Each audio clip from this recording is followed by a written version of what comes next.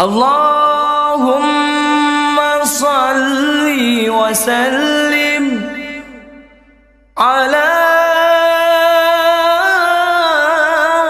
sayyidina Muhammad.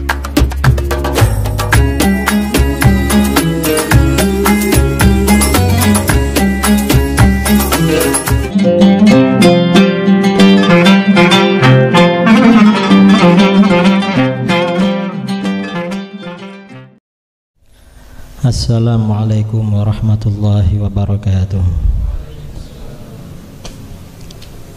Bismillahirrahmanirrahim.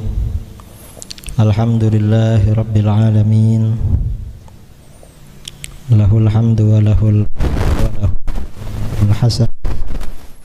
Asyhadu an la ilaha illallah wahdahu la syarika lahu wa asyhadu Muhammadan abduhu wa rasuluh.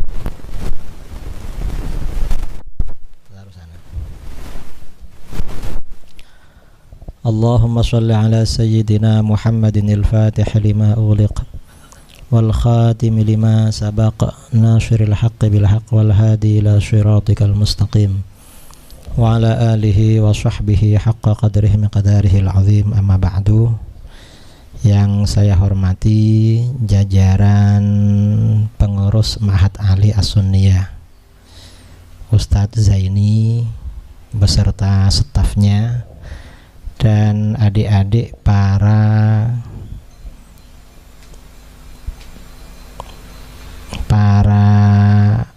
tulab ya, para tulab Ma'had Ali. Kalau di Timur Tengah itu kalau masih belum perguruan tinggi istilahnya muta'allim, gurunya namanya mu'allim. Kalau sudah Ma'had Ali perguruan tinggi itu namanya thalib atau tulab. Terus gurunya ustadz. Ustadz itu kalau di Timur Tengah profesor. Kalau di sini nggak apa-apa dipanggil ustadz di sini.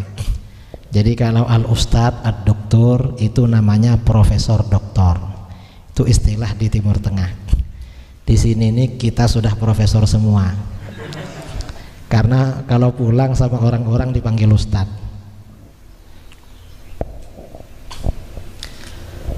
Dan semuanya para peserta daurah ilmiah 1 hari dari Ma'had Ali As-Sunniyah yang saya banggakan dan saya cintai. Alhamdulillah pada pagi ini kita bisa bertemu lagi. Dulu pada awal pembukaan saya pernah ngisi di Ma'had Ali, mungkin 2 tahun lalu ya, 2 tahun yang lalu. Dan sebelumnya saya dulu juga pernah mengajar di Staifas, kira-kira 2 tahun pelajaran, termasuk Staifas yang di luar sama yang di pondok. Habis itu karena kebanyakan undangan tidak aktif, akhirnya mundur. Jadi karena ngajar di mana-mana. Yang kedua, saya merasa senang dengan Ma'had Ali di As-Sunniyah yang insya Allah satu-satunya yang jurusan hadis di Indonesia. Satu-satunya Ma'had Ali jurusan hadis. Karena yang banyak Ma'had Ali itu di Indonesia kebanyakan itu jurusan fikih dan usul fikih. Ada sebagian jurusan tasawuf, ada sebagian jurusan tasawuf dan tauhid. Dan baru di As-Sunniyah ini jurusan hadis. Dan jurusan hadis ini sangat penting. Mengapa sangat penting? Dunia pesantren salaf ya. Kita ini kan namanya pesantren salaf. Pesantren salaf ini rata-rata kemampuan santrinya atau kajian santrinya itu fokus dalam bidang ilmu alat dan ilmu fikih, nahwu, sharaf, i'rab, balaghah, mantek sampai ke ilmu fikih. Rata-rata seperti itu.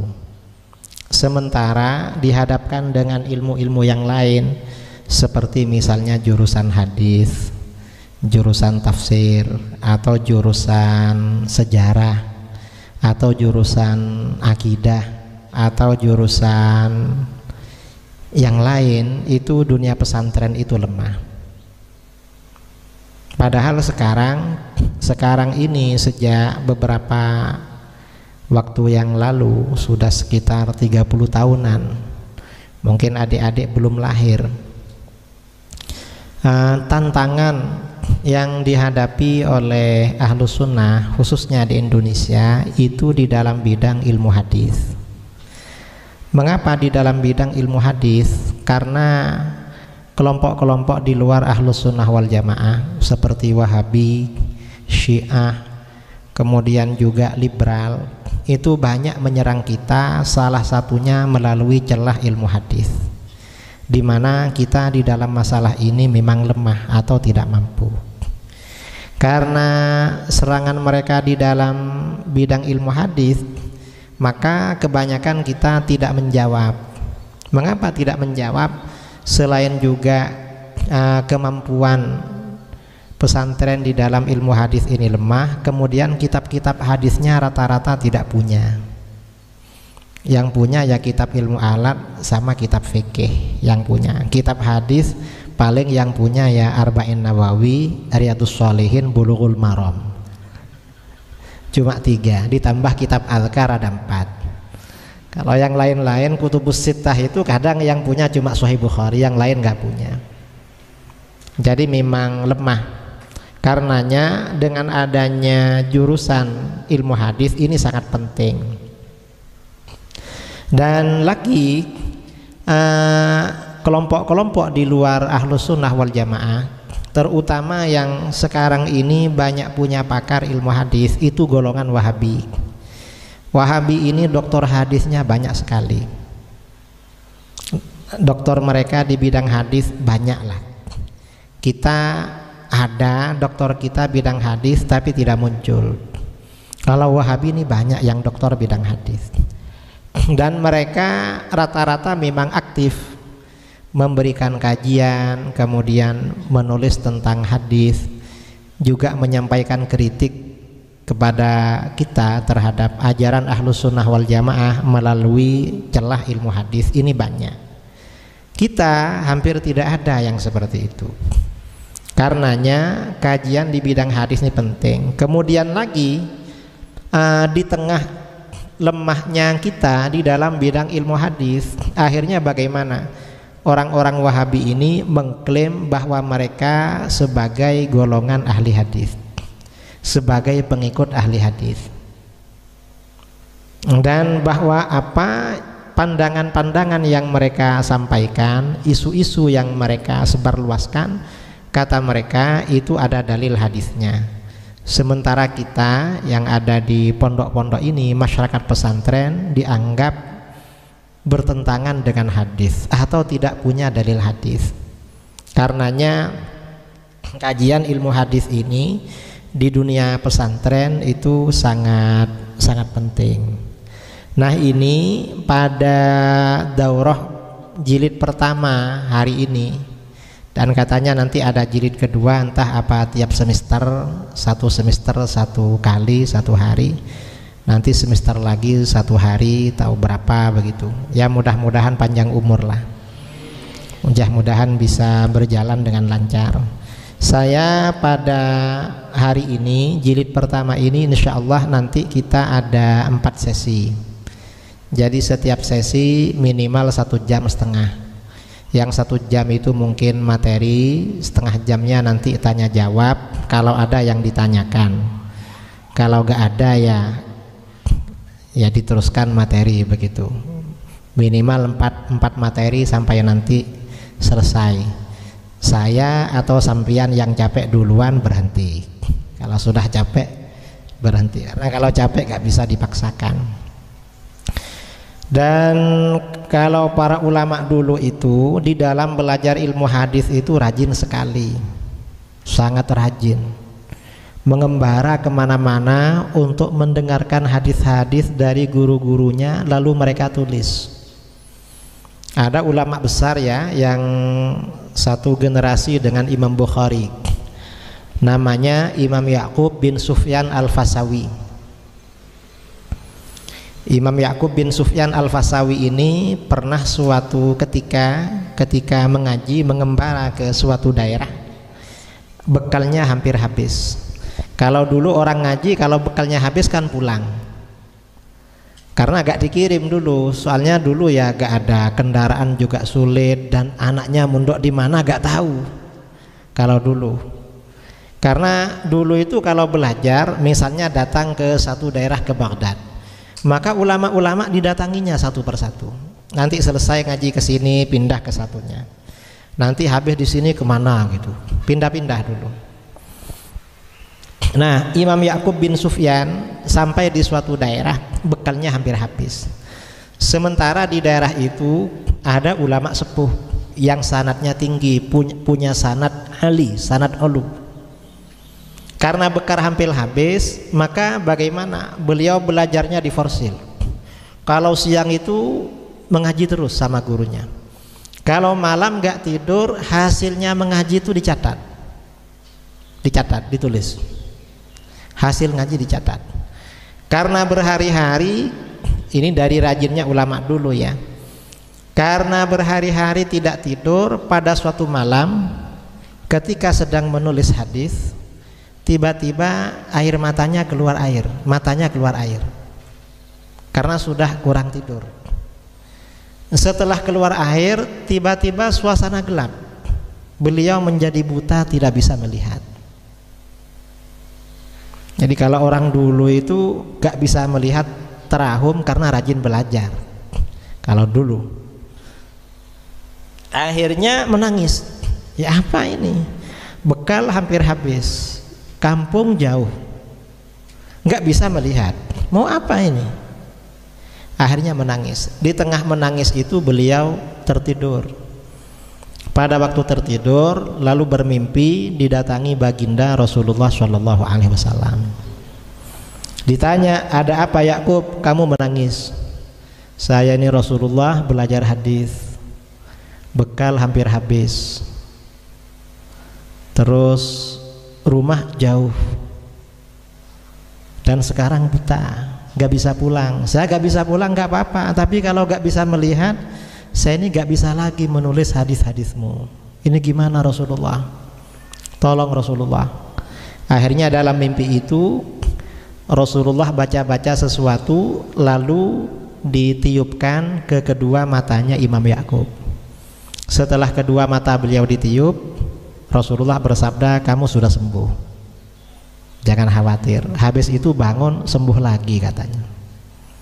Itu diceritakan di dalam kitab-kitab hadis ya, bisa dicek di dalam kitab Tahdzibul Kamal fi Asma'ir Rijal, kemudian dalam Tahdzibut Tahdzib, kemudian di dalam kitab Siyar A'lam An-Nubala, dan di kitab-kitab yang lain. Nah, ini artinya apa? Para ulama dulu dalam rangka mencari hadis sampai seperti itu, sampai gak tidur siang malam.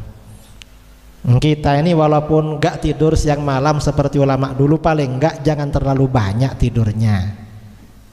Tidur ya tidur, tapi dibatasi. Anak pondok itu, pelajar itu mestinya tidur itu paling banyak 4 jam, paling banyak kalau mau tidur. Dan kalau tidak ngantuk jangan tidur. Apa? Ya karena jurusannya hadis, ya baca kitab hadis, menghafalkan hadis. Paling tidak itu dihafal. Dan cara menghafal yang paling bagus itu ditulis. Apa yang dihafal dicatat. Nanti atau dicatat lalu dihafal pakai notes begitu. Itu dihafal. Dan biasanya para pelajar itu kadang bingung. Saya ini jurusan hadis, besok ini jadi apa? Apa jadi ahli hadis, jadi apa? Jangan mikir seperti itu. Mengapa orang mencari ilmu itu yang pertama ya karena kewajiban.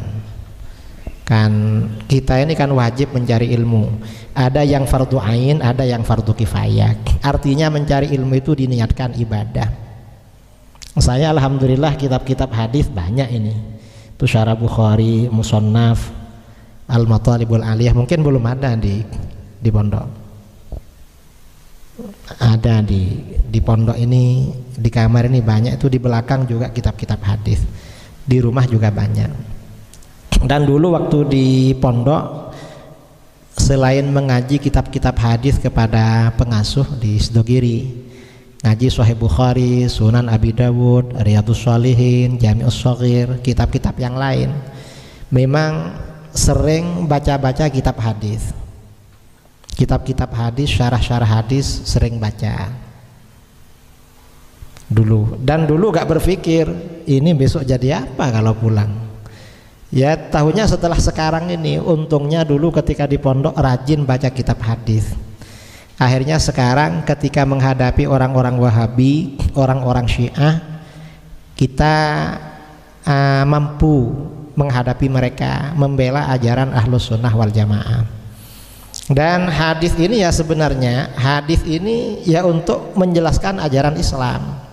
Kan agama ini kan Al-Qur'an. Kemudian Al-Qur'an itu yang menjelaskan adalah hadis. Hadis ini yang menjelaskan ayat-ayat mutasyabih di dalam Al-Qur'an. Dan di akhir zaman seperti kata Sayyidina Umar bin Al-Khattab radhiyallahu an, sayati alaikum unasun ya'tuna lakum bimutasyabihil Qur'an.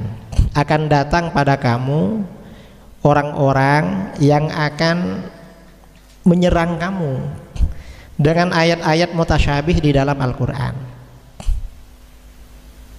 Ayat-ayat yang tidak jelas, ayat-ayat yang serupa. Orang Wahabi dalilnya ayat mutasyabihat. Kemudian orang Syiah dalilnya juga ayat mutasyabihat. Orang-orang Mu'tazilah dalilnya ayat mutasyabihat. Orang-orang kebatinan itu ayat mutasyabihat. Kita gak usah jauh-jauh ya, orang yang tidak sholat, yang cukup iling, cukup ingat. Kalau ditanya kenapa gak sholat, loh di dalam Al-Quran aqimis sholata lidzikri, dirikanlah sholat untuk ingat kepadaku. Sholat itu untuk ingat. Nah, kita sudah ingat berarti gak perlu sholat. Ini kan pakai ayat mutasyabih. Seperti ini maka hadis kata Sayyidina Umar bin Khattab, fa'tu alaihim bisunan, maka balas mereka dengan sunnah. Karena sunnah itu yang menjelaskan ayat-ayat mutasyabihat. Ini yang ahli bid'ah yang produk lokal, produk Indonesia.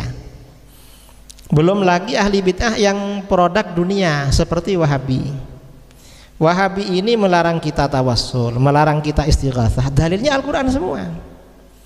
Kalau mereka pakai dalil Al-Quran, maka bagaimana? Kita jawabannya adalah pakai hadis. Mengapa? Karena dalil itu mutasyabih. Yang menjelaskan itu hadis. Ini tujuannya belajar hadis seperti itu. Di Al-Quran itu rata-rata mutasyabih, seperti perintah sholat, aqimus sholah wa atuz zakah, dirikanlah sholat dan tunaikan zakat.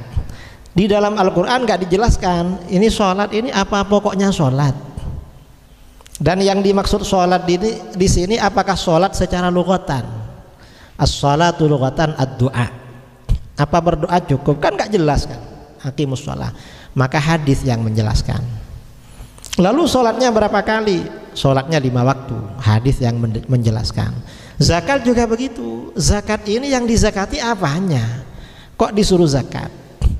Maka di dalam kitab-kitab hadis dijelaskan macam-macam zakatnya. Karenanya di sini pelajaran hadis ini perlu. Dan di sini jurusan hadisnya hubungannya dengan Ahlus Sunnah wal Jamaah. Kalau sudah berbicara hadis ya pasti memang hubungannya dengan Ahlus Sunnah wal Jamaah. Mengapa? Karena yang mengikuti hadis secara sempurna, yang berusaha sesuai dengan hadis secara maksimal, itu golongan Ahlus Sunnah wal Jamaah. Kalau orang-orang di luar Ahlus Sunnah itu hadis itu hanya sepotong-sepotong yang diikuti, tidak diikuti semua, dan kadang mereka salah di dalam memahami hadis. Ini pengantar ya. Nah sekarang kita masuk pada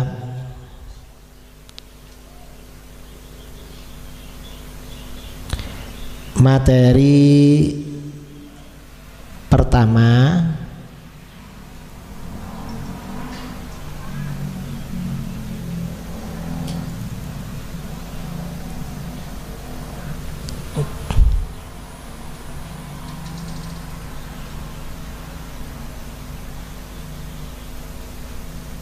kelihatan? Hah? Udah cukup itu.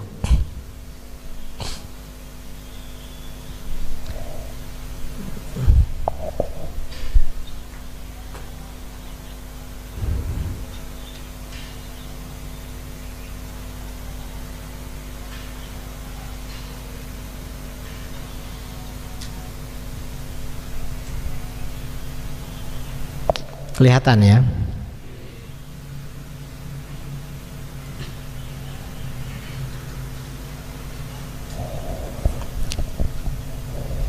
Nah sekarang kita mengenal istilah ahli hadis. Ini bukan pelajaran mustalah. Kalau pelajaran mustalah kan definisi hadis dhaif, hadis sahih, hadis hasan, hadis dhaif, bukan. Yang dimaksud ahli hadis itu siapa? Ini yang pertama kali kita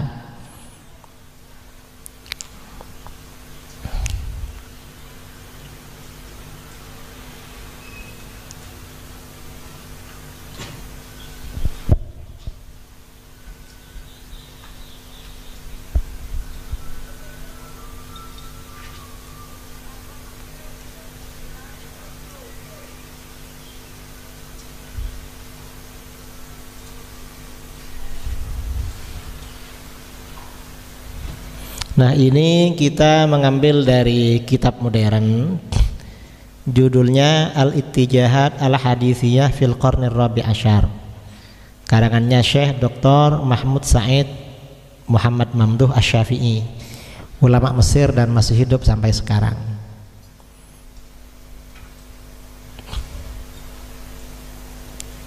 Tidak kelihatan. Nah ini darajatul mushtaghilina bil hadis, tingkatan orang-orang yang menekuni ilmu hadis. Orang itu kalau belajar ilmu hadis tingkatannya apa? Apa saja istilah yang disebut kepada para pemerhati ilmu hadis. Ini wazifatul muhaddits, tugas seorang ahli hadis. Tugas ahli hadis itu apa? Qala al-allama al-hafiz Abul Hasan Ibnul Qattan As-Sijilmasi Al-Fasi. Mungkin pintu ditutup. Oke.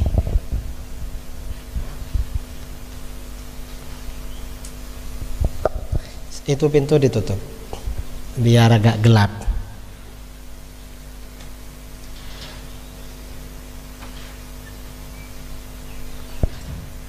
Nah, kalau agak gelap kan agak terang.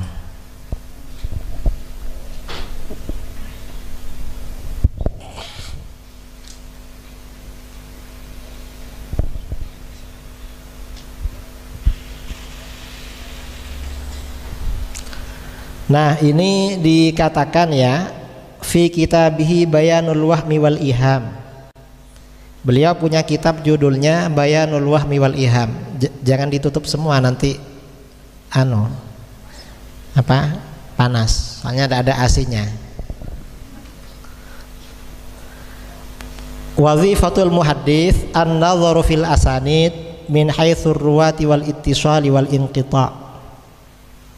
Tugas seorang ahli hadis adalah meneliti sanad-sanad, memandang, melihat, maksudnya meneliti sanad-sanad dari aspek para perawinya. Perawinya itu dipercaya apa enggak, wal ittisal, dan sanadnya bersambung apa enggak, wal inqita, sanadnya terputus apa enggak. Itu ahli hadis. Jadi tahu sanadnya bagaimana, rawinya bagaimana, apa muttasil, apa munqati'. Itu tugas ahli hadis. Fa amma mu'aradatu hadzal matni dzalikal akhara wa ashbahu dzalika falaysa min nadhrim. Adapun mempertentangkan matan hadis ini dengan matan yang lain dan sesamanya, ini bukan termasuk kajian ahli hadis. Kalau itu sudah kajiannya ahli fikih. Kalau hadis berkaitan dengan fikih, lalu yang menyimpulkan hukum-hukumnya, itu tugasnya para fuqaha. Kalau berkaitan dengan ilmu kalam, itu kajiannya ulama ahli kalam. Kalau ulama ahli hadis ini hanya menjelaskan ini sahih, muttasil, munqati', rawinya bagaimana, itu aja. Ini ahli hadis. Dan ini penting ya kita fahami. Mengapa? Karena sekarang ini kajian hadisnya orang-orang Wahabi ini gak sama dengan pesantren. Mengapa? Rata-rata kajian ilmu hadis di kalangan orang Wahabi itu kering. Maksudnya kering, coba dengarkan radio-radio mereka, itu hanya menerjemahkan, tidak bisa memberikan penjabaran secara rinci. Mengapa? Karena seperti itu tugasnya para ulama ahli fikih, fiqhul hadis. Mereka hanya menerjemahkan. Itu mereka. Ini yang tugas ahli hadis. Kemudian derajat ahli hadis.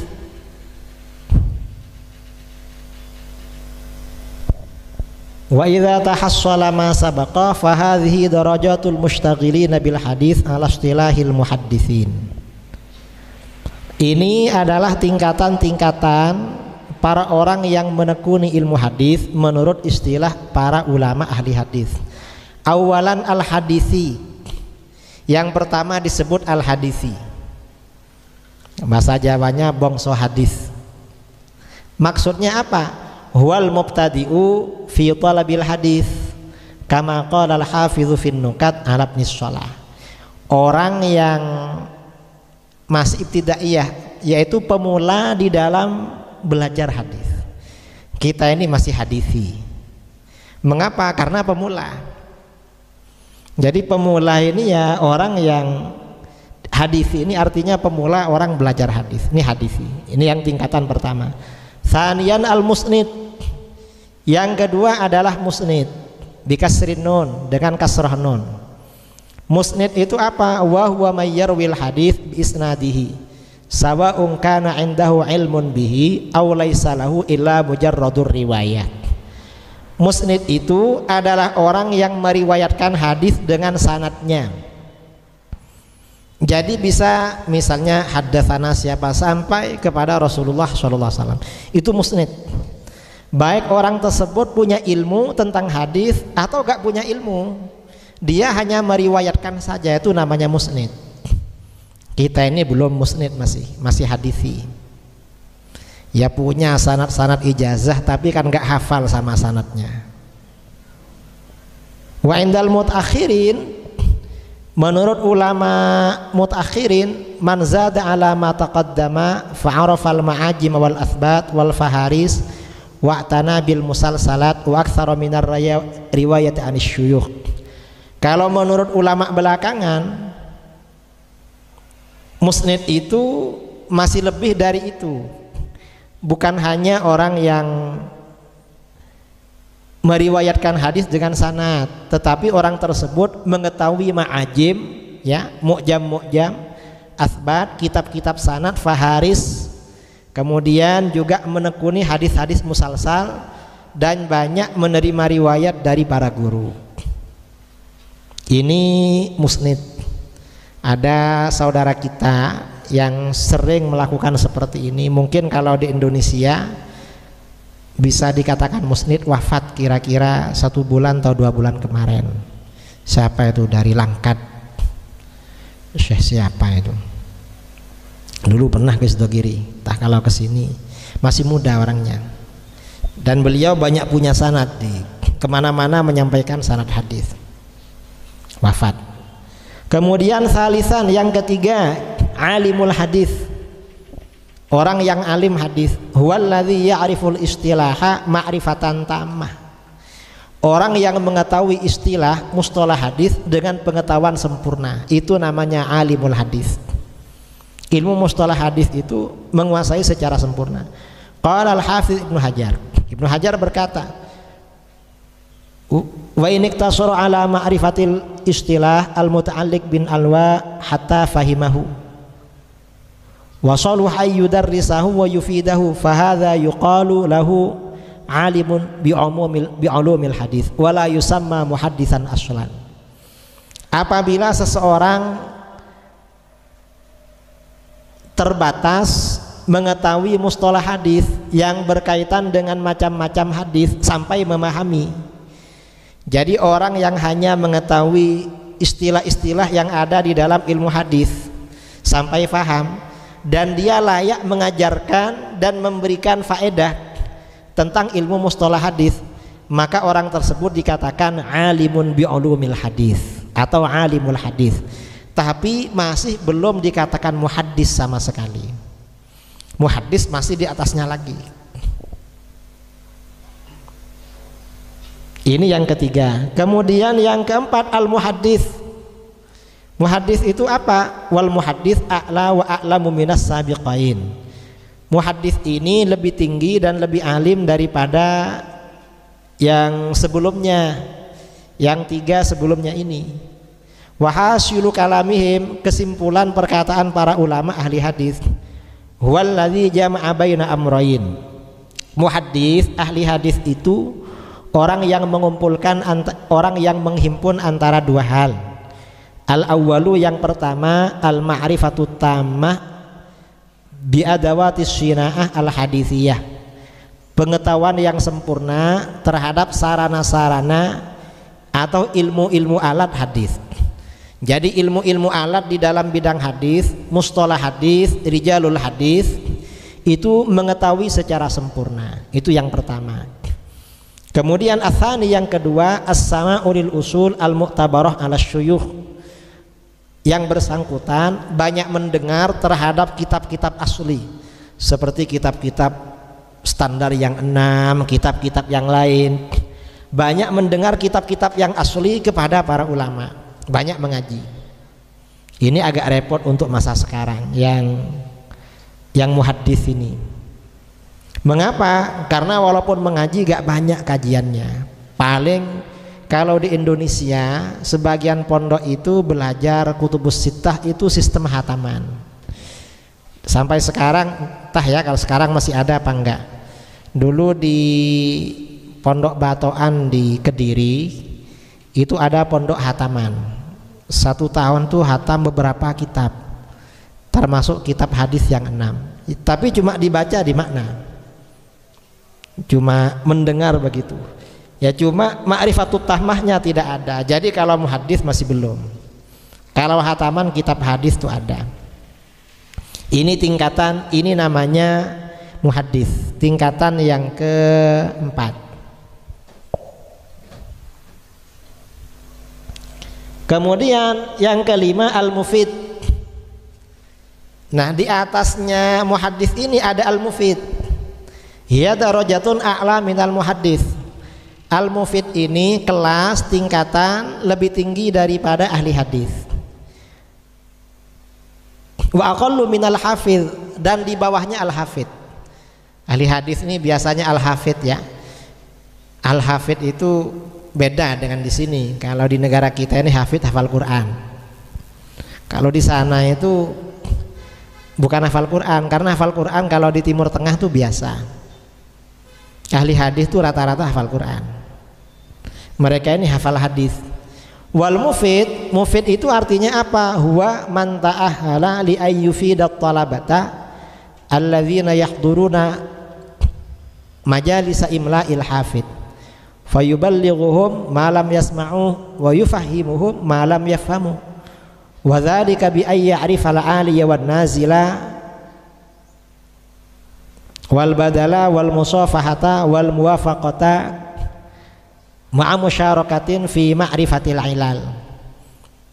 Mufid itu artinya orang yang ahli memberikan keterangan, memberikan faedah kepada para murid, kepada para mahasiswa santri yang menghadiri majelis diktenya seorang hafid. Biasanya seorang hafid itu, orang kalau sudah tingkatan hafid biasanya menggelar majelis imla. Artinya kalau mengajar itu gak pegang kitab, menyampaikan hadis dengan sanad beliau sampai kepada Rasulullah SAW. Itu majelis imla, bukan imla kayak di pondok baca kitab terus didikte. Ada pelajaran imla di pondok, biasanya tidak iya kan ya, bukan itu maksudnya. Imla hadis ini para ulama yang sudah mencapai tingkatan tinggi dalam bidang ilmu hadis, beliau menyampaikan hadis dengan imlanya, dengan hafalannya, dengan sanad-sanadnya. Nah, mufid ini menyampaikan apa yang enggak didengar. Kadang kan muridnya banyak, suara gurunya kurang jelas. Tadi apa guru bilang? Oh tadi begini. Tadi guru maksudnya nas hadis ini. Terus itu maksudnya apa? Dia bisa memberikan pemahaman, menerangkan maksud hadis itu. Dan dia juga mengetahui mana sanad yang ali, yang tinggi, yang nazil, yang rendah. Kemudian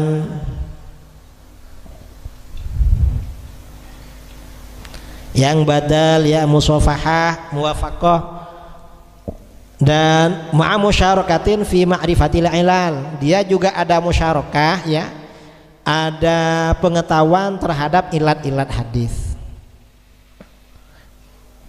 Walaupun tidak ahli tapi mengetahui, ada sedikit penguasaan. Ini yang kelima. Kemudian yang keenam, al-hafidh.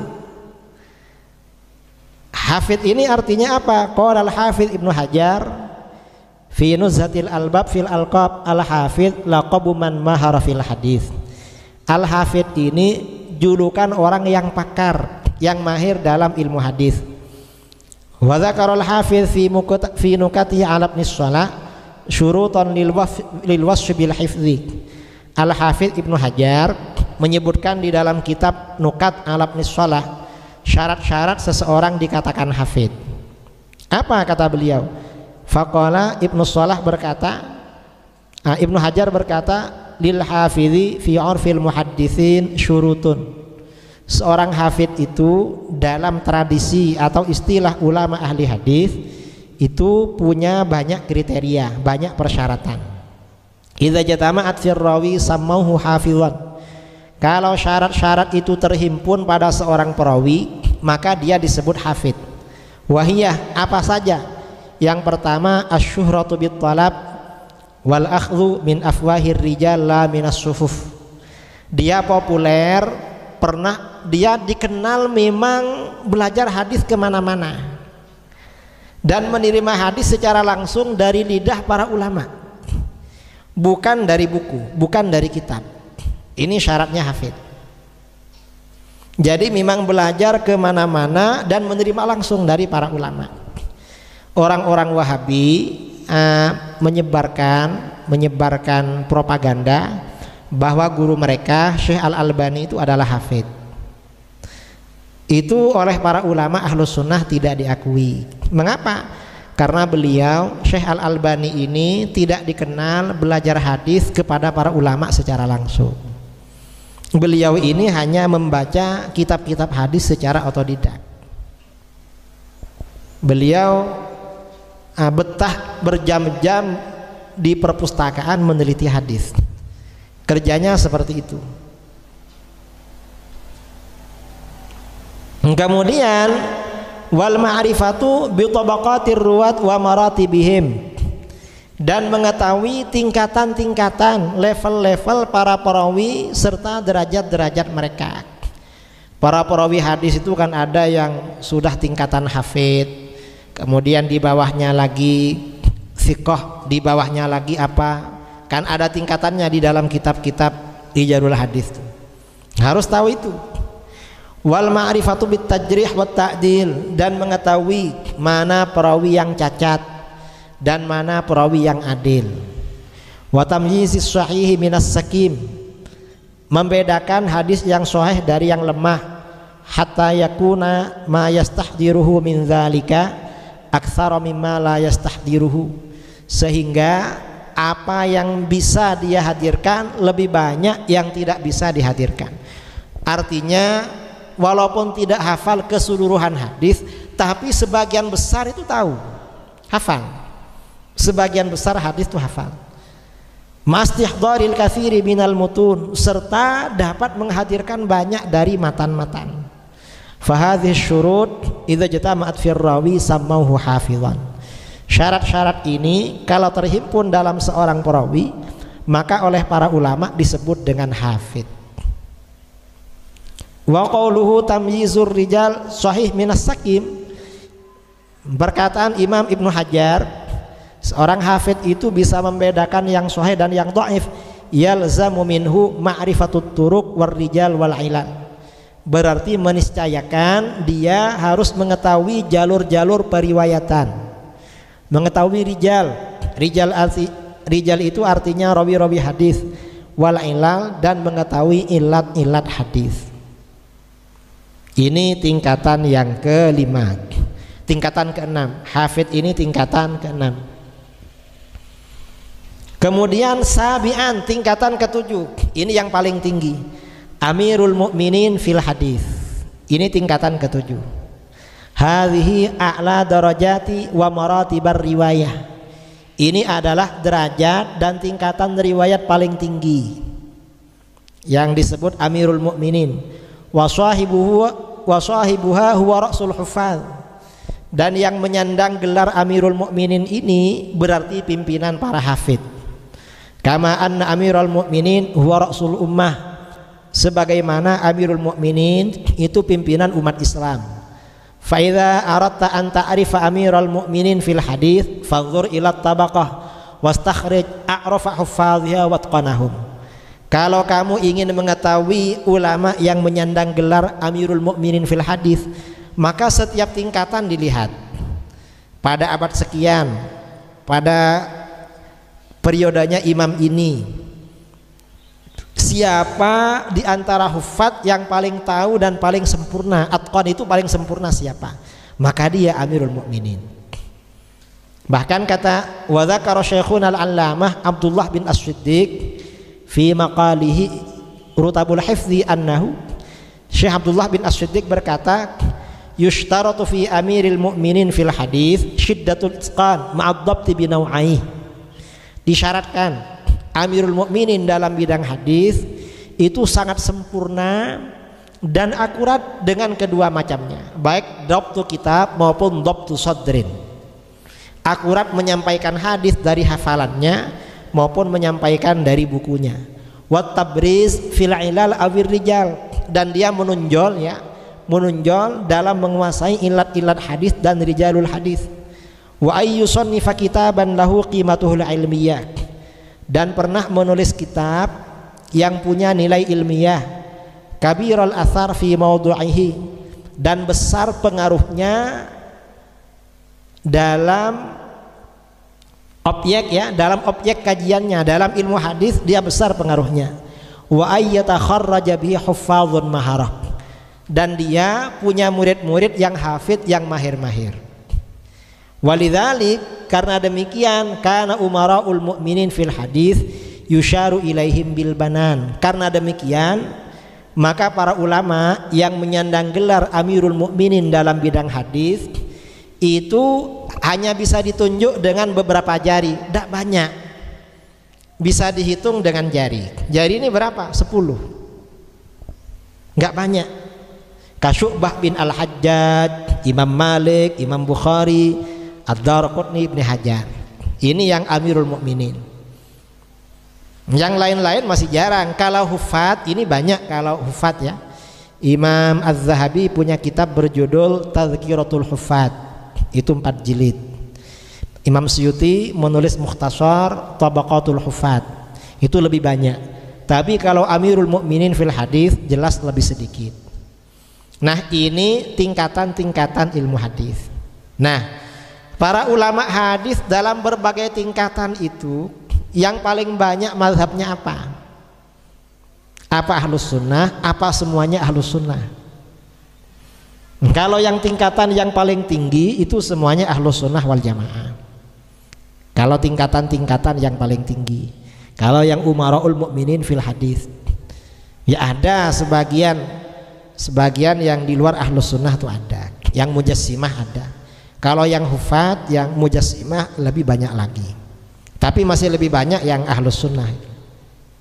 Ini yang akan kita bicarakan di dalam masalah ini. Bisa difaham. Ya nanti dicatat ya. Dipelajari ini tingkatan-tingkatannya. Karena kita kalau kadang kita ini kan bertemu dengan orang, dialog ilmu hadis, ditanya, "Sampian itu belajar hadisnya tingkatan apa?" Loh, ini ada hadis di Sahih Bukhari, tingkatannya agak jelas. Sampian itu masih hadisi, apa musnid, apa alimun bil hadis, apa muhaddis, apa mufid, apa hafiz? Yang jelas kamu hafid belum, mufid belum, muhaddis belum, alimun bil hadis kayaknya belum, musnid paling hadis itu kalau belajar. Kalau nggak belajar ya berarti ya cuma isu-isu. Ya mereka ini ya hadis, ditanya tingkatan ilmu hadis gak ngerti. Saya pernah dulu kira-kira 4 tahun yang lalu ngisi daurah tentang Syiah di Malaysia. Nah, ada peserta daurah, "Pak Kiai, saya ini punya teman terpengaruh Syiah. Gimana kalau didatangkan?" "Bawa aja, bawa ke sini." Akhirnya ikut ceramah saya tentang Syiah. Saya ceramah Syiah mulai habis Isya sampai jam 11. Habis Isya ya, sampai kira-kira 2 jam waktu itu. Habis ceramah, orang Syiah ini masuk ke hotel saya, minta izin menemui saya. Ya tidak apa-apa, tapi maaf ya, saya sambil tiduran. Saya bukan gak menghormati, saya mulai pagi sampai barusan daurah. Daurah ini baru selesai, saya perlu istirahat. Ya tidak apa-apa Kiai katanya. Terus apa? Perlu apa? Kata dia, "Pak Kiai, apa? Ahlus sunnah itu tidak betul." Apanya yang gak betul? Ahlus sunnah itu ajarannya banyak, ada fikih, ada akidah, ada tasawuf. Dan di tasawuf itu juga banyak, ada bab tawakal, ada bab zuhud, ada bab wara', bab ini. Akidah juga banyak, fikih juga bab banyak. Kamu ini kok langsung ahlus sunnah, itu bab apa? Masalah khilafah Kiai.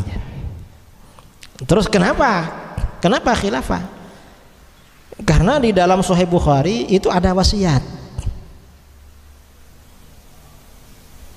Di Sahih Bukhari yang mana? Lah itu Rasulullah mau menulis wasiat tentang khalifah. Terus oleh Umar dihalang-halangi. Itu di mana keterangannya? Di Sahih Bukhari. Saya tahu itu. Lalu saya tanya dia, "Sampean pernah ngaji Sahih Bukhari?" "Mengaji, bukan mengajar, mengaji." "Gak pernah Kiai." "Atau pegang kitab Sahih Bukhari?" "Pernah." "Pegang aja?" Gak pernah. "Atau lihat covernya kitab Sahih Bukhari?" Gak pernah katanya. Yang terakhir, pernah enggak mimpi judul Sahih Bukhari? Gak pernah. Sampean gak pernah semua lalu bilang Sahih Bukhari ke saya. Saya gak mau diskusi dengan sampean. Panggil gurunya kalau mau diskusi. Wong sampean sama kitabnya gak tahu. Saya sudah ngaji itu. Saya di pondok ngaji hadis per hadis sama kiai. Loh sampean loh sama kitabnya gak tahu. Ini mereka. Jadi kalau Wahabi itu hadis Muslim, ditanya, "Sampean pernah ngaji Sahih Muslim?" Ditanya aja. Ngaji gak pernah kok hujah pakai itu. Ya gak masuk akal lah. Belajar dulu baru ngomong. Ini pentingnya kita mengetahui tingkatan-tingkatan ulama ahli hadis seperti itu. Dan ini hubungannya dengan riwayat semua, belum belum istimbat. Kalau istimbat itu tugasnya para fuqaha. Mereka ini ahli hadis ini penyedia bahan, onderdil kalau mobil. Kalau yang tukang masang-masang itu bengkel, itu ahli fikih namanya. Jadi beda ya, beda. Ini tingkatan-tingkatan ahli hadis. Ini perlunya seperti itu agar kita ya nggak usah terkejut. Kadang ini hadis apa? Kita ini ikut hadis, tapi ya nggak sembarangan seperti itu. Maksudnya seperti itu. Ada yang mau ditanyakan sebelum lanjut? Ya silakan.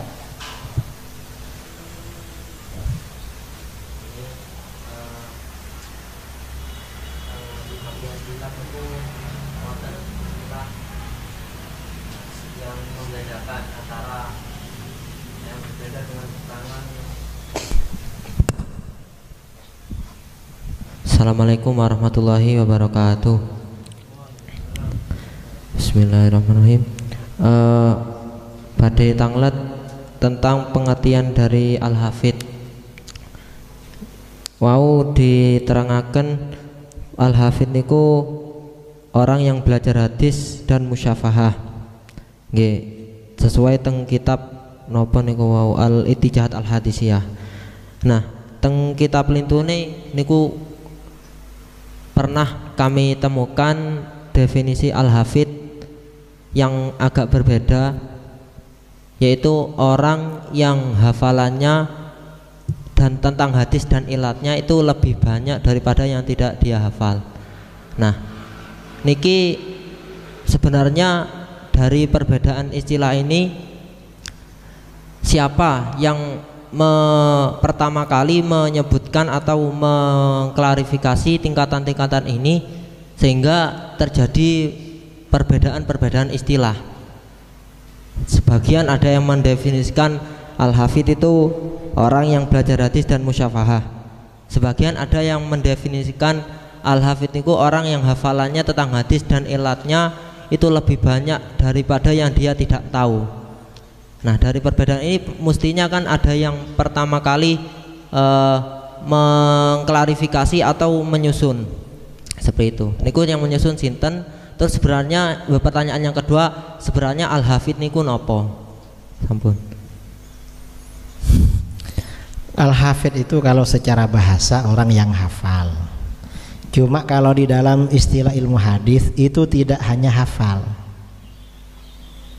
tapi apa? Itu memang pernah belajar secara langsung kepada para ulama. Terus yang kedua, ini Ibnu Hajar ya yang mengatakan, kemudian mengetahui level dan tingkatan para perawi, mengetahui jarah dan ta'dil, bisa membedakan sahih dan tidak sahih, sehingga lebih banyak yang dia ketahui, yang dihafal daripada yang tidak diketahui. Ini namanya hafidh. Mang di dalam sebagian kitab ada yang mengatakan hafidh itu hafal 100.000 hadis dengan sanadnya. Ada yang mengatakan begitu. Tapi kalau yang Imam Ibnu Hajar ya seperti ini, dan yang dipakai seperti ini. Dan hafidh ini yang terakhir kata para ulama Imam Jalaluddin As-Suyuti. Setelah Imam Suyuti tidak ada hafidh lagi. Imam Suyuti itu hafal berapa? Imam Suyuti itu katanya hafal 200.000. Tapi pada waktu itu kitab-kitab hadis yang mau dihafal sudah gak ada lagi. Artinya kan sebagian kitab-kitab hadis dalam perjalanan waktu banyak yang hilang, tidak lengkap. Misalnya Sahih Ibnu Khuzaimah. Sahih Ibnu Khuzaimah itu yang sampai ke gurunya Imam Ibnu Hajar Al-Asqalani itu sudah 1/4. Yang 3/4-nya tuh hilang. Ya mungkin hilang pada waktu perang Tartar dulu, atau ya karena tidak ada orang yang mengkaji kitab ini secara berkesinambungan.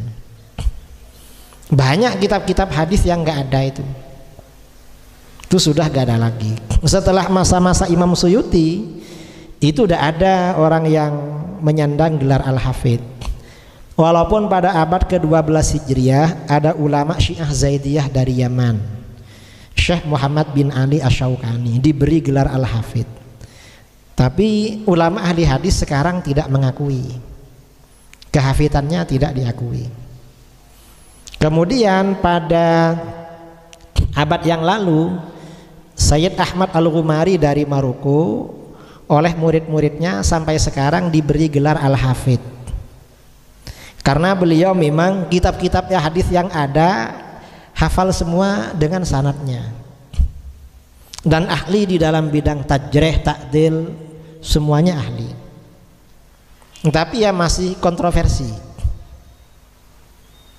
Jadi gelar Al-Hafidh ini ya memang banyak definisi seperti itu. Kalau definisi yang berlaku yang Ibnu Hajar, ya ini kan dari Ibnu Hajar kan. Orang bisa dikatakan hafidh, kriterianya apa? Itu yang disebutkan tadi. Asy-syuhrah bit-talab wal akhdhu min afwahir rijal la minas syufuf. Memang dia populer, banyak belajar hadis kemana-mana. Kalau kita ini di pondok pesantren ya, di Mahat Ali, paling nanti kita ini paling tinggi alimun bi ilmil hadis. Artinya ngerti mustalah hadis secara sempurna. Itu kalau sempurna. Kalau gak sempurna walaupun lulus ya tetap hadisi. Artinya pemula belajar ilmu hadis.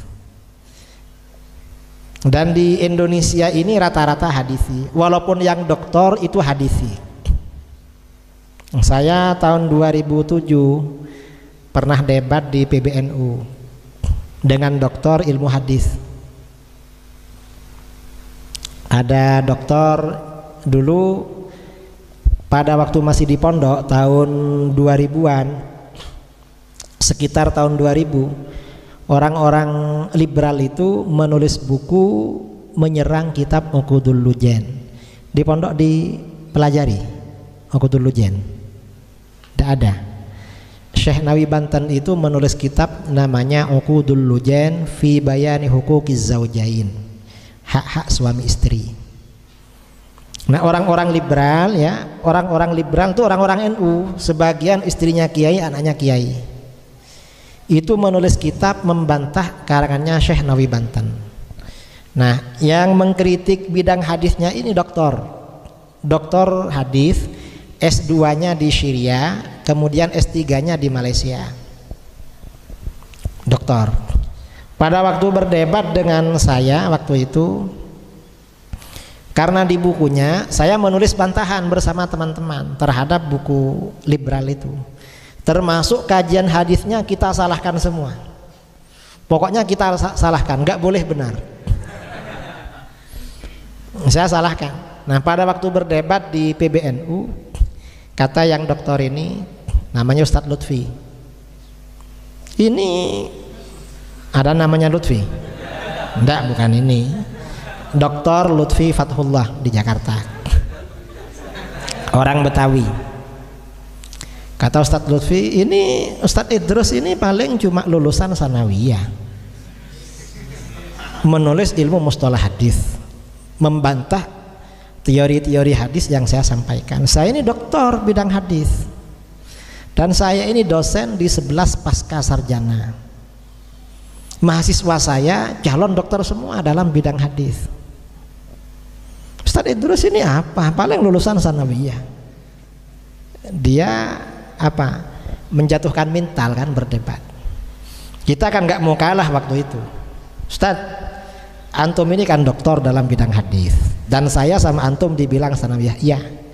Coba saya tanya 5 pertanyaan di buku Anda. Anda halaman sekian bilang begini. Mengapa bilang apa dasarnya? Kedua halaman sekian bilang begini. Ketiga 5. Tolong dijawab. Karena menurut saya 5 itu diantara yang tidak benar, padahal lebih banyak dari itu yang tidak benar. Coba Anda saya tes dengan 5 itu sebagai dokter. Akhirnya dia menjawab yang kelima. 1, 2, 3, 4 gak dijawab. Karena gak jawab, terus saya bilang, Ustadz, antum ini dokter, tapi mengecewakan. Mengapa? Dikasih 5 pertanyaan sama anak lulusan sanawiyah kayak saya gak bisa. 1, 2, 3, 4 gak dijawab. Yang dijawab cuma nomor 5, itu pun jawabannya salah. Karena menurut saya yang benar begini, akhirnya dia itu emosi. Orang tuh kalau berdebat biasanya kalau takut kalah itu menjatuhkan mental lawan. Dan kita gak boleh jatuh. Kalau kita digertak, harus gertak lebih keras lagi. Saya memang lulusan sanawiyah Ustaz, tapi jangan dikira gak ngerti. Lo sampian loh, dokter gak ngerti itu. Saya begitu waktu itu di PBNU, dan Kiai tahu, Kiai Sati tahu karena videonya ada di PBNU itu. Beliau masih jadi rois waktu itu, jadi wakil khatib, jadi apa? Tahun 2007 dulu. Artinya apa? Di Indonesia saudara-saudara kita yang doktor dalam bidang ilmu hadis rata-rata masih hadisi, belum alimun bil hadis, belum. Apalagi yang bukan doktor kayak kita, sama-sama hadisi sebenarnya. Untuk masalah hafid. Apalagi? Sudah.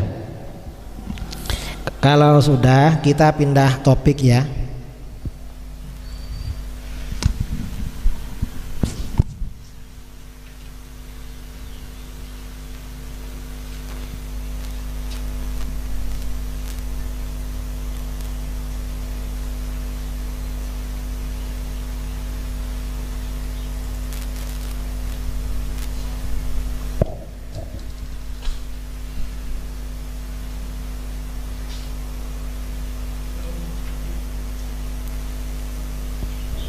Nah, ini kita berbicara hubungan mazhab Imam Syafi'i dengan ilmu hadis. Ini sebenarnya bagaimana? Ini yang akan kita bicarakan.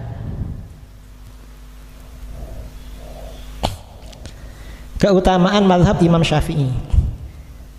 Di dalam kitab Al-Insaf fi Bayani Asbabil Ikhtilaf, karangan Syah Waliullah Ahmad bin Abdurrahim Ad-Dahlawi, beliau dikatakan Imam Syah Waliullah Ad-Dahlawi Al-Hanafi, seorang ahli hadis dan pakar fikih berkebangsaan India, memberikan kesaksian tentang keistimewaan mazhab Syafi'i dibandingkan dengan mazhab-mazhab yang lain ditinjau dari 3 hal. Mengapa ini perlu diterangkan? Karena orang Wahabi ini mengklaim bahwa mereka representasi ahli hadis sebagai perwakilan ahli hadis. Kita mazhab Syafi'i bukan ahli hadis katanya. Ini sebenarnya bagaimana? Satu, mengapa mazhab Syafi'i itu istimewa? Satu, ditinjau dari aspek sumber daya manusia SDM. Mazhab Syafi'i adalah mazhab terkaya, memiliki mujtahid mutlak dan mujtahid mazhab. Mazhab Syafi'i. Mengapa? Karena para imam mujtahid setelah Imam Syafi'i itu rata-rata murid beliau, takharruj dari beliau. Seperti Imam Ahmad, Dawud Az-Zahiri, kemudian Abu Thawr, kemudian Ibnu Jarir At-Tabari, itu murid-murid beliau. Ini mazhab paling kaya. Kemudian yang kedua, mazhab yang paling banyak memiliki pakar usul fikih, teologi, tafsir dan syarih, komentator hadis. Syarah-syarah hadis itu yang paling banyak menulis ulama Syafi'iyah. Ahli usul fikih, ahli akidah itu rata-rata ulama Syafi'iyah. Ini yang istimewaan yang kedua. Kemudian ditinjau dari segi materi keilmuan, madah ilmiah, mazhab Syafi'i adalah mazhab yang paling kokoh dari segi sanad dan periwayatan, paling kuat. Riwayatnya kepada Imam Syafi'i paling kuat. Mengapa? Karena karangan Imam Syafi'i sampai sekarang masih ada dalam bidang fikih. Kalau Imam Ahmad di dalam fikih tidak punya kitab, hanya diriwayatkan oleh murid-muridnya. Imam Maliki yang ada kitab Muwatta, kalau fikihnya riwayat juga. Imam Hanafi juga begitu. Jadi paling kuat dari segi periwayatan mazhab itu mazhab Syafi'i. Kemudian paling kuat dalam autentisifikasi teks-teks perkataan imamnya, dalam meneliti sahih tidaknya perkataan Imam Syafi'i. Imam Syafi'i itu mazhab Syafi'i paling kuat, sanadnya ketemu. Ketiga, paling bagus dalam membedakan antara perkataan Imam Syafi'i, aqwal imam, dengan pandangan murid-muridnya, wujuhul ashab. Ini mazhab Syafi'i. Kemudian paling kreatif dalam menghukumi kuat dan tidaknya sebagian pendapat dengan pendapat yang lain dalam mazhab. Coba baca kitab Majmu', kitab Rawdatut Thalibin, atau yang lebih kecil Minhajut Thalibin, atau kitab-kitab sebelumnya. Berbagai pendapat di dalam mazhab Syafi'i ditarjih oleh para ulama.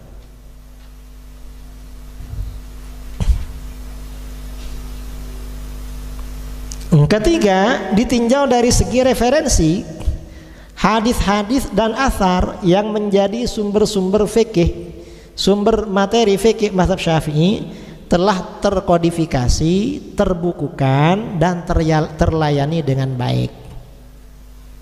Itu dalil-dalil mazhab Syafi'i dari segi hadis. Hal ini belum pernah terjadi kepada mazhab lain. Kitab-kitab Syafi'i ini dalil hadisnya itu paling kuat dibandingkan mazhab-mazhab lain. Paling terlayani. Nah, di antara materi mazhab Syafi'i adalah kitab Al-Muwatta, Sahih Bukhari, Sahih Muslim, karya-karya Imam Abu Dawud, At-Tirmidzi, Ibnu Majah, Ad-Darimi, An-Nasa'i, Ad-Daraqutni, Al-Baihaqi, dan Al-Baghawi. Ini di antara sumber-sumber mazhab Syafi'i. Ad-Dahlawi berkata, kata beliau, inna man hadda madhhab Syafi'i yakunu mahruman an madhhabil ijtihad al-mutlaq. Barang siapa yang menentang mazhab Syafi'i, maka ia akan terhalang dari mazhab ijtihad mutlak. Karena mazhab Syafi'i ini yang paling banyak memproduksi mujtahid mutlak. Kemudian juga kata Imam Ad-Dahlawi selanjutnya, Ad-Dahlawi mengakhiri kesaksiannya dengan berkata, wa inna ilmal hadis wa qad aba ayyunasih liman lam yatataffal ala Syafi'i wa ashabi radhiyallahu anhum wa kuntu fayliyahum ala adabi fala ara syafi'an siwal adabi.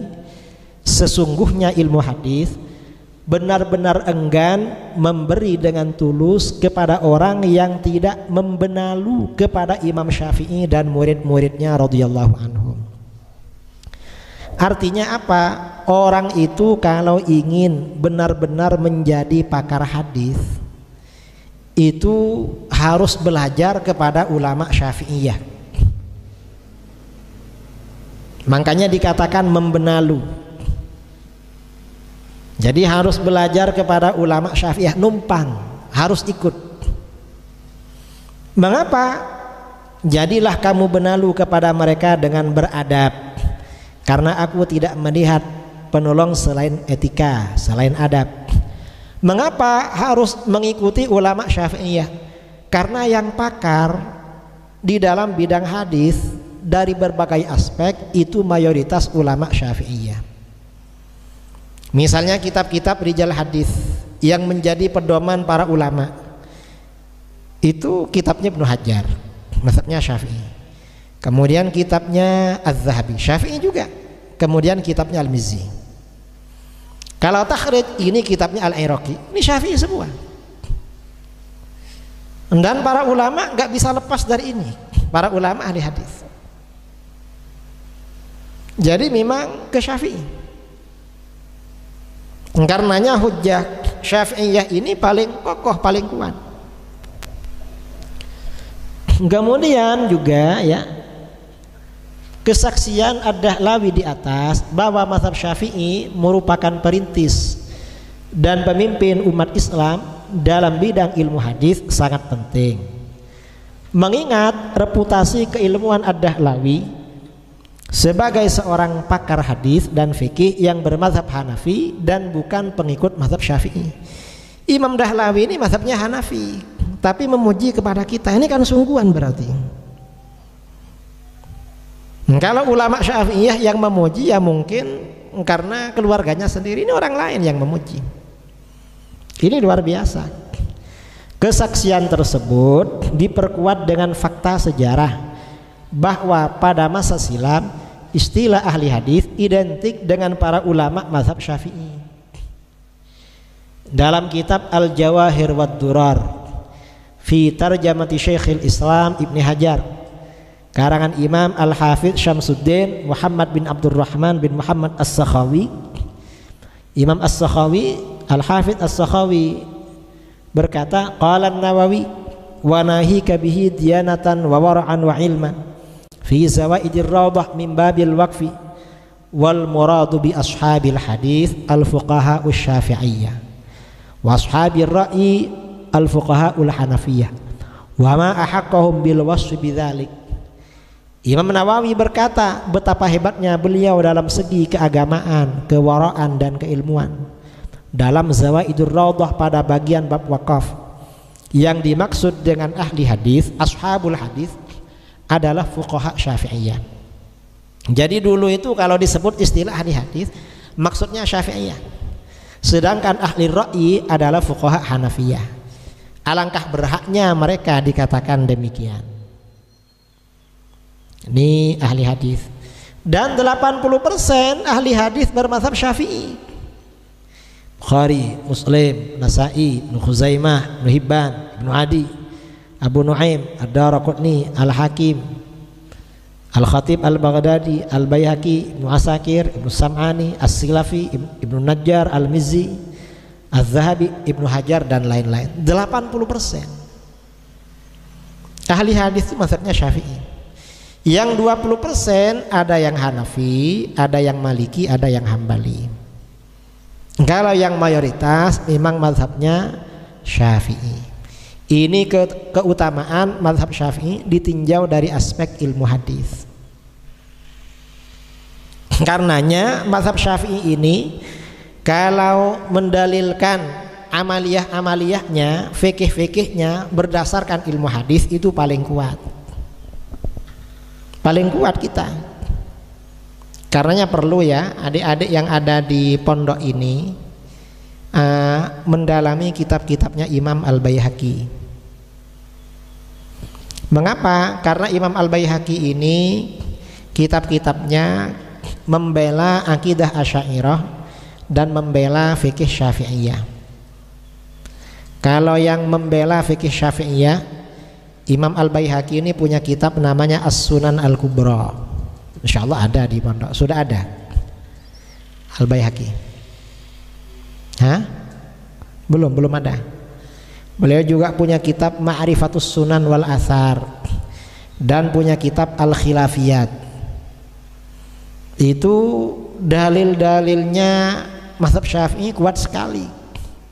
Seperti misalnya masalah kunut subuh. Kalau yang nggak baca kunut itu hadisnya riwayat Nasa'i, Abu Dawud, Tirmidzi, Ibnu Majah. Kalau yang baca kunut dalilnya Bukhari, Muslim, dan jalurnya lebih banyak. Dalam berbagai masalah sering seperti itu. Itu di dalam bidang fikih. Di dalam bidang akidah juga begitu. Dalam bidang akidah Imam Baihaqi menulis banyak kitab. Di antaranya beliau menulis kitab Al-I'tiqad wal Hidayah ila Sabilir Rasyad. Itu Asy'ariyah. Kemudian juga beliau menulis kitab Al-Asma' was Sifat, menjelaskan ayat-ayat dan hadis-hadis mutasyabihat dari aspek ilmu hadis. Beliau juga membantah Mu'tazilah dan Syiah, menulis kitab berjudul Al-Qadha wal Qadar. Itu Imam Baihaqi. Beliau banyak kitab-kitabnya seperti itu. Jadi perlu dikaji. Mengapa? Ya biar mungkin nanti dibuatkan buku di kelas berapa ya, semester akhir atau berapa, mengeluarkan buku yang menjelaskan dalil-dalil Syafi'iyah atau dalil-dalil Ahlus Sunnah wal Jamaah. Karena sampai sekarang nih masih lemah di dalam masalah ini. Ada sebagian saudara-saudara kita yang menulis ini tapi masih kurang bagus, masih perlu disempurnakan itu. Jadi ini aspek hubungan ilmu hadis dengan mazhab Syafi'i. Jadi memang sangat kuat. Dan ini juga diakui di mana-mana. Orang-orang Wahabi itu kalau belajar ilmu hadis di Saudi Arabia, yang menjadi rujukan ya kitab-kitabnya Imam Nawawi, kitab-kitabnya Imam Ibnu Hajar Al-Asqalani, Imam Ibnu Shalah, Imam As-Suyuti, dan orang-orang beliau. Ini yang mengarang oleh mereka disesat-sesatkan, disyirik-syirikan, tapi kitabnya mereka pelajari. Mengapa? Ya karena gak ada lagi kalau gak merujuk kepada beliau. Rujukannya harus kitab beliau memang. Karena kajian yang tuntas tentang ilmu hadis melalui beliau-beliau ini. Itu orang Wahabi itu kalau membaca Sahih Bukhari pasti rujukannya Fathul Bari. Kalau Sahih Muslim rujukannya Imam Nawawi. Gak bisa. Walaupun keterangannya di dalam banyak berbeda dengan akidah mereka. Tapi mereka gak punya pilihan memang. Memang ini yang ada, yang paling lengkap ya ini. Karenanya ya kalau berbicara ahli hadis ya tempatnya mazhab Syafi'i. Cuma ulama Syafi'iyah ini sudah lama meninggalkan kajian ilmu hadis. Ya kalau ahli hadis dalam aspek misalnya musnid, menyampaikan sanad-sanad, itu masih banyak sampai sekarang berkesinambungan. Tapi kalau ahli hadis yang seperti ulama-ulama dulu seperti Imam Suyuti, Ibnu Hajar, Al-Iraqi dan sebelum-sebelumnya sejak abad ke-10 Hijriyah itu memang merosot. Memang mengalami kemunduran memang. Yang kita ini ya gak bisa kalau seperti mereka, gak bisa, gak mampu kita. Mengapa gak mampu? Ya sekarang nih gak ada orang menghafalkan hadis, gak ada. Orang belajar kayak ulama dulu gak ada. Kita ini hanya mencoba sedikit-sedikit lah. Ada pertanyaan? Silahkan.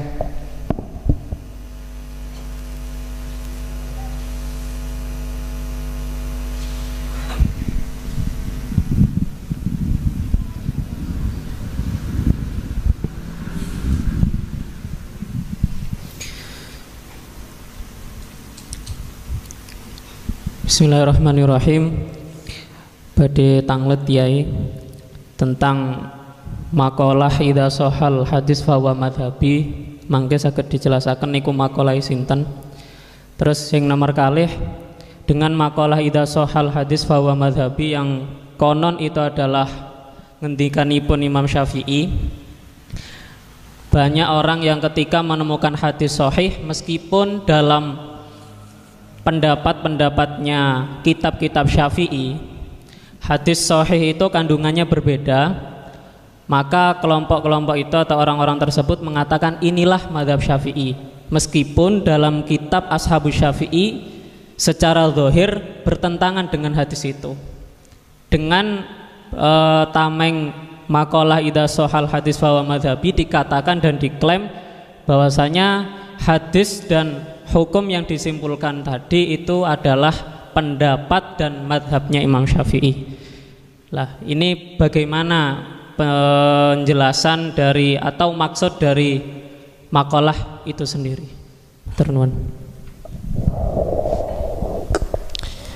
Yang pertama, istilah athar idza shahal hadis fa huwa madhhabi. apabila suatu hadis itu sahih maka itulah mazhabku. Hampir semua ulama mazhab berkata begitu. Imam Hanafi juga bilang begitu, Imam Malik berkata begitu, Imam Ahmad, Imam Syafi'i juga berkata begitu. Artinya apa? Para ulama mujtahid itu memang tawadhu dan tunduk kepada hadis. Tapi dengan perkataan itu tidak bisa diartikan kalau kita menjumpai hadis sahih lalu berbeda dengan Imam Syafi'i, lalu kita menggugat pengikutnya, loh jangan ikut itu karena ini hadisnya sahih. Karena Imam Syafi'i berkata idza shahal hadis fa madhhabi. Tidak bisa seperti itu. Tidak bisa. Mengapa? Kata para ulama, kalau ada hadis sahih bertentangan dengan pendapat Imam Syafi'i, maka tidak serta-merta kita ikut hadis itu dan meninggalkan Imam Syafi'i. Mengapa? Masih dikaji dulu. Imam Syafi'i sudah tahu apa enggak sama hadis itu. Kalau Imam Syafi'i sudah tahu pada hadis itu, lalu beliau tidak mengambilnya, berarti menurut beliau itu tidak kuat. Walaupun menurut kita sahih. Mengapa? Beliau ada mu'arid, berarti ada mu'arid. Menurut beliau ada dalil lain yang lebih kuat daripada hadis itu. Jadi kita mengambil hadis dan meninggalkan pendapat Imam Syafi'i, itu syaratnya kita harus tahu kalau Imam Syafi'i belum tahu hadis itu. Kalau Imam Syafi'i sudah tahu dan tidak mau, ya berarti ya Imam Syafi'i punya dalil lain yang lebih kuat. Jadi seperti itu. Dan kata Imam Ibnu Khuzaimah ini pengikut mazhab Syafi'i, termasuk muridnya Imam Ahmad bin Hambal. Kata Ibnu Khuzaimah ini pernah ditanya, hal min sunnatin la yuwaddi'u Syafi'i fi kutubi. Imam Ibnu Khuzaimah, apakah ada satu hadis oleh Imam Syafi'i tidak ditaruh di kitab-kitabnya sebagai dalil? Kata beliau, lah, enggak ada. Hampir semua hadis Imam Syafi'i itu tahu. Kalau Imam Syafi'i tidak mengambil, berarti menurut beliau tidak kuat. Jadi syaratnya seperti itu. Dan semua mazhab ya seperti itu. Kalau misalnya mazhabnya pendapat Imam Syafi'i dipertentangkan dengan hadis di Bukhari Muslim, loh Imam Syafi'i itu lebih dulu daripada Bukhari Muslim. Sebelum ada Imam Bukhari Muslim, Imam Syafi'i sudah ulama besar. Dan Imam Syafi'i masanya lebih dekat kepada Rasulullah SAW daripada kitab standar yang 6 lebih dulu. Imam Syafi'i sudah tahu pada hadis itu, berarti ada dalil lain yang lebih kuat. Kemudian lagi kata para ulama, kalau ada hadis sahih tapi ulama dulu gak ada yang mengamalkan, berarti gak diikuti. Mengapa? Berarti hadis tersebut mansuh, dinasah, atau hadis itu sebenarnya tidak kuat. Banyak hadis-hadis yang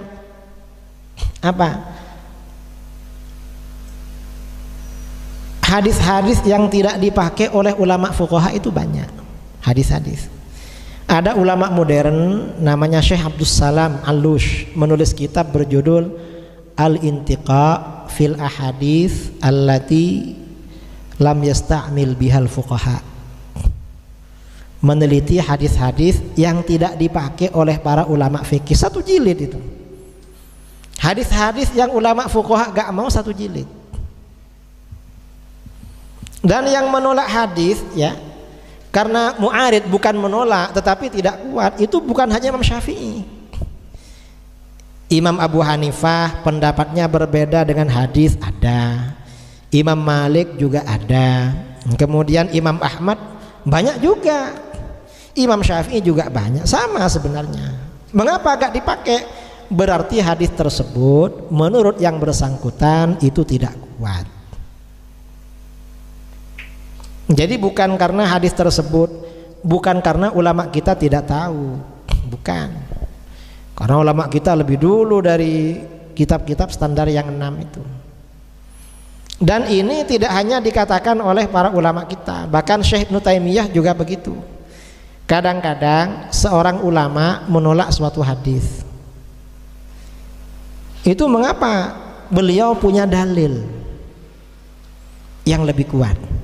Kadang-kadang dalil itu oleh beliau diungkapkan. Kadang-kadang oleh beliau dalil itu tidak diungkapkan. Kadang-kadang dalil itu diungkapkan, beliau yang faham, kita gak faham. Ini kata Ibnu Taimiyah. Ya kalau sudah kita gak faham gimana? Masa mau menyalahkan?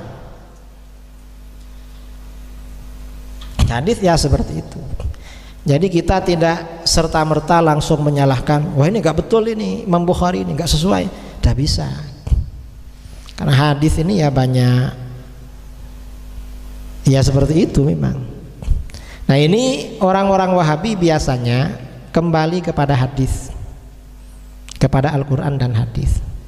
Hadis yang sering disampaikan itu apa? Yang sering disampaikan tuh hadis Muslim. Sahih Bukhari hampir gak pernah. Dan itu cuma 2. Apa? Yang pertama, kullu bid'atin dhalalah. Semua bid'ah sesat.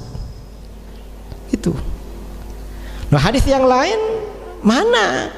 Kok cuma 2? Yang satunya, abi wa abuka finnar. Ayahku dan ayahmu di neraka. Artinya orang tua Nabi masuk neraka. Itu 2. Jadi mereka kembali ke hadis itu, yang pertama menyesatkan orang lain, membid'ahkan orang lain. Yang kedua, orang tua Nabi masuk neraka. Yang kalau begitu ya Nabi manusia biasa lah, wong orang tuanya aja masuk neraka. Ini mereka. Ya memang hadisnya di Sahih Muslim ada, tetapi kan oleh para ulama ditakwil itu. Yang seperti ini kita ini perlu tahu, adik-adik yang ada di pondok ini perlu tahu. Hadis-hadis yang dijadikan dalil oleh Wahabi dan hadisnya ada di Sahih Muslim atau di Bukhari. Lalu para ulama kita dalam mengarahkan hadis itu, mentawajih hadis itu sebenarnya bagaimana? Ini kita harus tahu. Kemudian mu'aridnya yang menentang terhadap hadis ini, hadis apa saja, harus tahu juga. Walaupun bukan sampai tingkatan muhaddis ya, walaupun belum sampai tingkatan alimul hadis, paling enggak hadisi, tapi hadisi yang istimewa. Saya ini masih hadisi, tapi kalau cuma melawan kamu bisa mengalahkan gitu. Harus seperti itu. Karena sekarang ini ya berceramah itu kalau tidak sering menyampaikan hadis, orang kurang tertarik. Makanya kalau berceramah, saya bilang tadi sama Ustaz Zaini, anak-anak jurusan hadis ini paling cocok jadi penceramah besok. Seperti Ustaz Abdul Somad, Adi Hidayat, itu kan sering hadis yang disampaikan. Dan jadi penceramah itu gak berat kok. Karena yang penting yang dihafali hadis-hadis yang berhubungan dengan ceramah itu. Kalau yang nggak berhubungan nggak perlu dihafal. Jadi itu. Ada lagi. Ini jam 10 kita break dulu ya. Baca tasbih majelis. Nanti jam setengah 11 30 menit kita masuk lagi. Itu minum-minum air di luar sambil lurus-lurus apa. Karena kalau belajar itu ya harus break. Nanti jam setengah 11 masuk lagi sampai jam 12. Zuhur nanti azan, habis azan kita lanjutkan pelajaran. Habis sholat zuhur break lagi. Baca tasbih majelis. Subhanakallahumma bihamdika asyhadu an la ilaha illa anta astaghfiruka wa atubu ilaik. Assalamualaikum warahmatullahi wabarakatuh.